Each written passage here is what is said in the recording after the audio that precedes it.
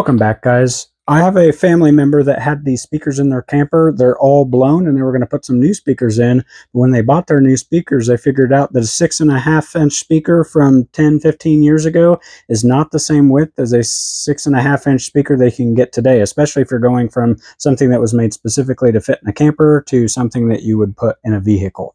So they asked me if I could help them out. They decided they wanted PVC, so I designed these adapter rings so that the new speaker could fit inside the inside, and the outer diameter of these would fit over the existing hole that's already there and cover up any screw holes and stuff that already exist. So today I'm going to show you how I did that at the CNC. If that sounds interesting, stick around and I'll show you how I do it.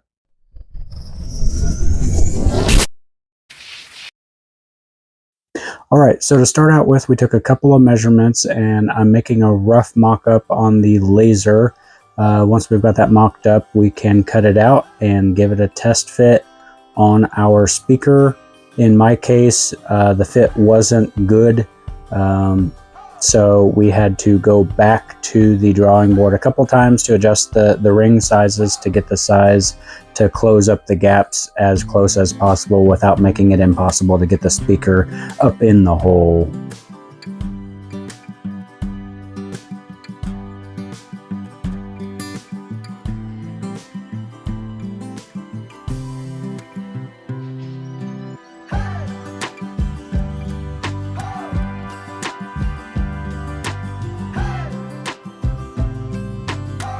Once our measurements are good, you can see we've moved over to the CNC. We're going to attach our piece down to the waste board with CA glue or super glue and activator just to hold it down, just because it's too small to get clamps on. Then we're going to cut that out with a 1/4 inch down cut spiral bit.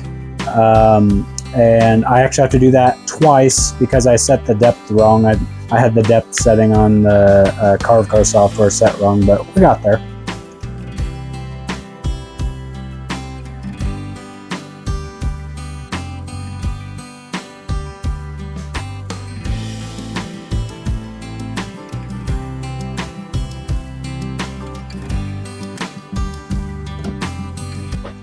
Alright, so we got these adapter rings cut out, and they look pretty good, but they got some kind of frayed edges at the bottom because I was using a down cut bit, and you always get a little bit of fraying at the bottom if you use a down cut bit.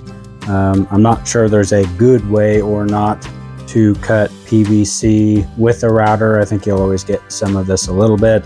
You try a compression bit, but a lot of times you'll end up kind of fusing the piece back together because if you don't have it set just right, it will kind of melt everything back together. So I think this turned out well. We're going to give it a sanding with a higher grit sandpaper on the edges. I'm not going to sand the top side because it's finished, and I'm just going to get the edge of the back side, just the very edge, to take off the frays. But it shouldn't take much sanding at all. Just got to get a little bit of this blue paint mark off of there and should be good to go.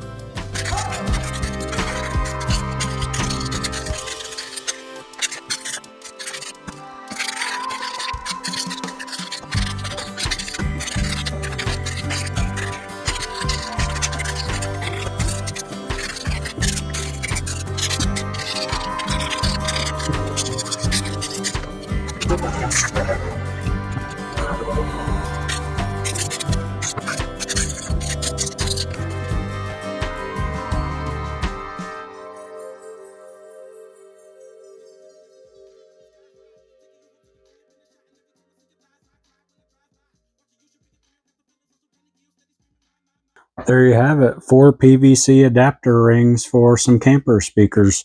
I think they turned out pretty well, actually better than I would have expected. I guess I thought this PVC would kind of fall apart because it's only a 1/4 inch, but it's rather stout, honestly. So that's going to wrap it up for today. If you liked the video, give it a thumbs up, subscribe if you like, and I'll catch you on the next one.